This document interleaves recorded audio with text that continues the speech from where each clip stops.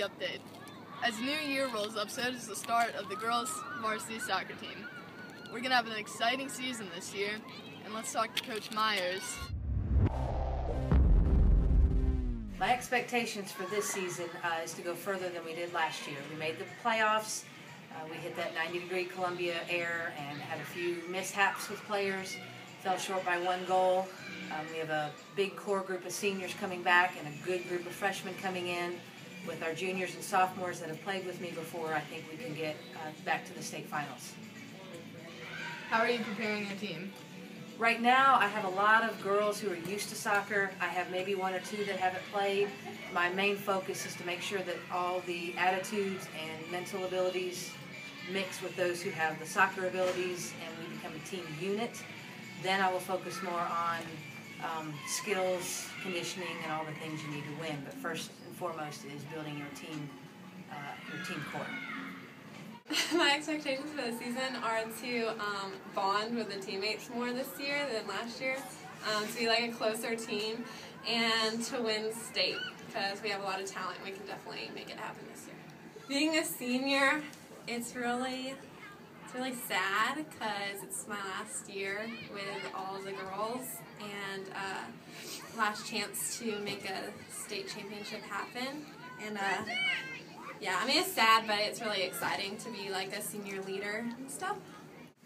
I think that we're going to do good, and we're going to try to win state, and I think that we possibly will, and it'll just be really fun. How are you preparing yourself? Well, I'm going to the practices, and when I have a spare time, I will try to juggle or go and shoot on the goal that's at my house. Thank you, soccer players. Now let's take a look at the presidential race. South Carolina is the first Southern Republican primary. Because of that, you see a lot of the beliefs of Republicans around the country changing. And when you get to South Carolina, you find a little bit more conservative Republican Party. And so this can really change the way candidates run their campaigns. And we've seen over the past 3 primaries, Iowa, New Hampshire, and South Carolina, that it turns out that 3 different candidates have won those primaries. They move on to Florida this week. They've been debating, and I think there's another debate tomorrow night, which will be Thursday.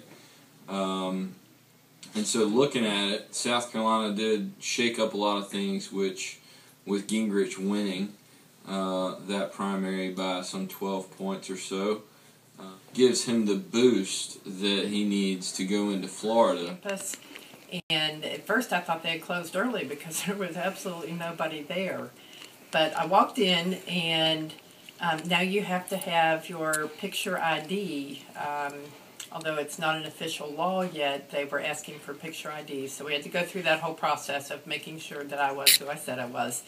And then they handed me a little blank piece of paper that I handed to the next guy, walked up, and there were the names, push a button, and I was out of there in less than 3 minutes. Thank you for that insight. Now let's take a look at e-textbooks. Well, I think having textbooks on iPad or having e-textbooks, it could improve learning, but I think whether or not it's on an iPad or whether or not it's on a computer or whether it's an actual book, you still have to read it. So I think as long as students are reading the textbook, whether it's on an iPad or whether it's a real book, I think either way would be fine. I don't know that it would improve learning. It would just be a more convenient way to read. I do think it's very practical. I think having textbooks to be able to carry them with you everywhere you go in as small a space as possible, I think that's very practical. I think that the cost of textbooks would go down because you wouldn't have to pay for all the printing charges. I think that would be a practicality of having an e-textbook.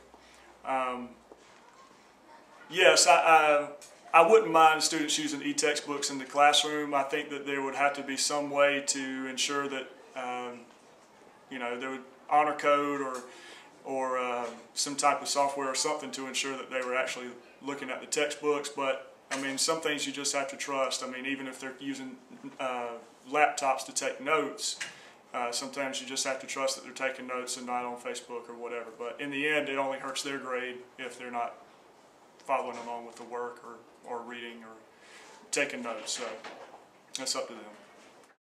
Goodbye. Thank you for watching. Push it, push it,